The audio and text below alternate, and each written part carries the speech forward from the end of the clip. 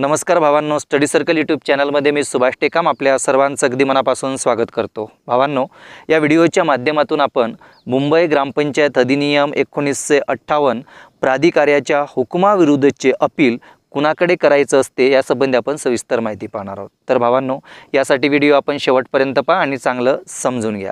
भावांनो, या यूट्यूब चॅनलमध्ये जर आपण नवीन असाल तर नक्कीच चॅनलला सबस्क्राइब करून ठेवा, कारण जे नवीन व्हिडिओ अपलोड करू त्याचं सर्वात अगोदर नोटिफिकेशन मिळेल आणि नक्कीच काहीतरी शिकायला मिळेल। कारण भावांनो, या यूट्यूब चॅनलच्या माध्यमातून आपल्याला सर्वसाधारण ग्रामपंचायत आणि पेसा ग्रामपंचायतीसुद्धा माहिती मिळत असते। आणि महत्त्वाची गोष्ट भावांनो, मी व्हिडिओच्या माध्यमातून जे काय माहिती सांगत असतो त्यासंबंधीचे जी जर आपल्याला पाहिजे असेल तर आपण माझ्या टेलिग्राम चॅनलला जॉईन होऊ शकता। आणि ग्रामपंचायत कायद्याविषयींच्या पुस्तकाची लिंक आणि टेलिग्रामची लिंकसुद्धा खाली डिस्क्रिप्शनमध्ये दिलेली आहे। आपण पुस्तकं ऑनलाईन खरेदी करू शकता आणि टेलिग्रामला सुद्धा जॉईन होऊ शकता। तर चला भावांनो, आपण सविस्तर माहिती पाहू।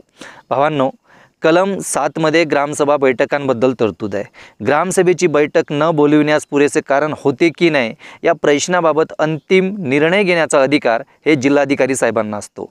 जिल्हाधिकारी साहेबांनी दिलेल्या निर्णयाविरुद्ध अपील करता येत नाही, मात्र हायकोर्टामध्ये रिट अर्ज दाखल करता येतो।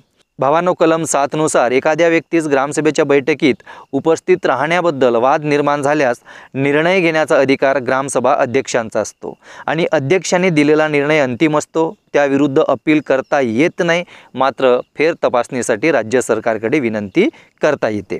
भावांनो, कलम 15 नुसार निवडणुकीच्या वैधतेविषयीच्या अर्जाची सुनावणी 15 दिवसात करणे यासाठी हुकूम करणारा प्राधिकारी दिवाणी कोर्ट असेल।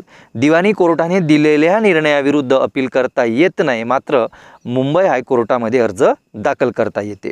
भावांनो, कलम 16 नुसार ग्रामपंचायत सदस्य अपात्रतेबद्दल वाद निर्माण झाल्यास हुकूम करणारा प्राधिकारी जिल्हाधिकारी असेल आणि जिल्हाधिकारी साहेबांनी दिलेल्या निर्णयाविरुद्ध आपण व्यतीत झालेले असाल तर ह्या विरुद्ध आपण राज्य सरकार किंवा आयुक्तांकडे 15 दिवसांच्या आत अपील करू शकता। कलम 29 नुसार ग्रामपंचायत सदस्यांच्या राजीनाम्याबद्दल विवाद निर्माण झाल्यास हुकूम करणारे प्राधिकारी हे जिल्हाधिकारी असतील आणि जिल्हाधिकाऱ्यांनी दिलेला निर्णय योग्य नाही असे आपल्याला वाटत असेल तर त्याविरुद्ध आपण 7 दिवसाच्या आत आयुक्तांकडे अपील करू शकता। कलम 35 नुसार सरपंच किंवा उपसरपंच यांच्याविरुद्ध मंजूर झालेला अविश्वास प्रस्तावाबाबत विवाद निर्माण झाल्यास निर्णय घेण्याचा अधिकार जिल्हाधिकारी साहेबांना असतो।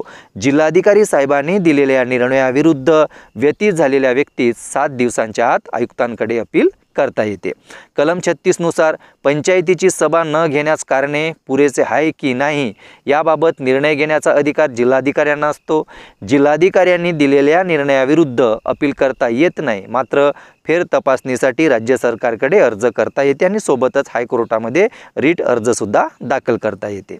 कलम 39 नुसार ग्रामपंचायत सदस्य, सरपंच, उपसरपंच यांना गैरवर्तणूक किंवा कर्तव्यात हयगय तसेच असमर्थता या दोषाबद्दल पदावरून काढून टाकण्याचा अधिकार जिल्हा परिषदेच्या स्थायी समितीला आहे। स्थायी समितीने दिलेल्या निर्णयाविरुद्ध 30 दिवसांच्या आत आयुक्तांकडे अपील करता येते। कलम 40 नुसार पंचायतीच्या परवानगीशिवाय पंचायतीच्या सभांना लागोपाठ अनुपस्थित राहणाऱ्या ग्रामपंचायत सदस्यांचे पद रिकामे झाल्याबाबतचा निर्णय घेण्याचा अधिकार जिल्हा परिषद अध्यक्षांना असतो। जिल्हा परिषद अध्यक्षांनी दिलेल्या निर्णयाने व्यतीत झालेल्या व्यक्तीस 15 दिवसाच्या आत राज्य सरकारकडे अपील करता येते। कलम 52 नुसार पंचायतीने बांधकामास स्पेशल परवानगी नाकारली किंवा काही बाबतीत परवानगी नाकारली अगर शर्ती नेमून दिल्या आणि या विषयामध्ये विवाद निर्माण झाल्यास निर्णय घेण्याचा अधिकार ग्रामपंचायतीला असतो आणि ग्रामपंचायतीने दिलेल्या निर्णयाने व्यतीत झालेल्या व्यक्तीस 30 दिवसाच्या आत जिल्हा परिषदेच्या स्थायी समितीकडे अपील करता येते। कलम 53 नुसार सार्वजनिक रस्ते, खुल्या जागा यावरील अडथळा, अतिक्रमण किंवा उपांगे काढून टाकण्याचा अधिकार ग्रामपंचायतीला असतो। अतिक्रमण काढून टाकत असताना विवाद निर्माण झाल्यास 30 दिवसांच्या आत आयुक्तांकडे अपील करता येते। कलम 59 नुसार गावातील एखाद्या मिळकतीवर पंचायतीने हक्क दाखविला किंवा एखाद्या व्यक्तीने पंचायतीविरुद्ध हक्क सांगितलं तर अशा बाबतीत निर्णय घेण्याचा अधिकार जिल्हाधिकाऱ्यांना असतो। जिल्हाधिकाऱ्यांच्या निर्णयाने व्यतीत झालेल्या व्यक्तीस 90 दिवसांच्या आत पहिले अपील आयुक्तांकडे आणि दुसरे अपील राज्य सरकारकडे करता येते। कलम 61 नुसार ग्रामपंचायत सेवकला दंड किंवा बडतर्फ करण्याचा निर्णय घेण्याचा अधिकार सरपंचाला आहे। सरपंचाने दिलेल्या निर्णयाविरुद्ध 30 दिवसांच्या आत गटविकास अधिकारी किंवा मुख्य कार्यकारी अधिकारी यांच्याकडे अपील करता येते।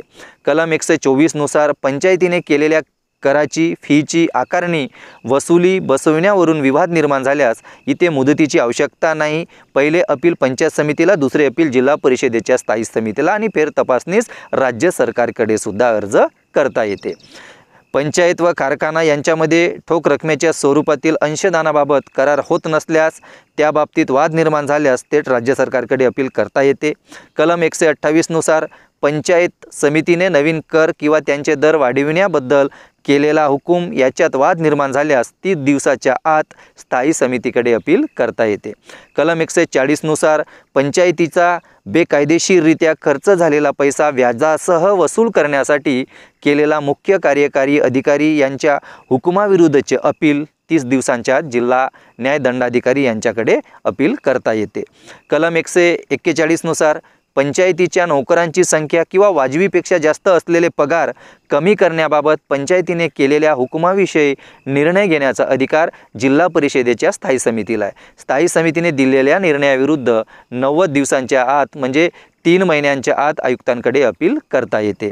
कलम 142 नुसार पंचायतीच्या कोणत्याही आदेशामुळे लोकांना इजा किंवा त्रास होण्याचा संभव असेल तर अशा आदेशाची अंमलबजावणी स्थगित करण्याबाबतचा दिलेला हुकूम याबाबत निर्णय घेण्याचा अधिकार जिल्हा परिषदेच्या स्थायी समितीला आहे आणि याविरुद्ध अपीलाची तरतूद नाही, मात्र आयुक्तांकडे आपले म्हणणे मांडता येते।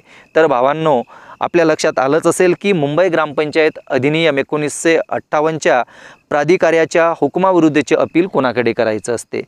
तर भावांनो, माहिती कशी वाटली नक्कीच कॉमेंट करून सांगा। पुन्हा भेटू पुढल्या व्हिडिओमध्ये एखाद्या नवीन विषयासोबत। तोपर्यंत जय महाराष्ट्र, धन्यवाद।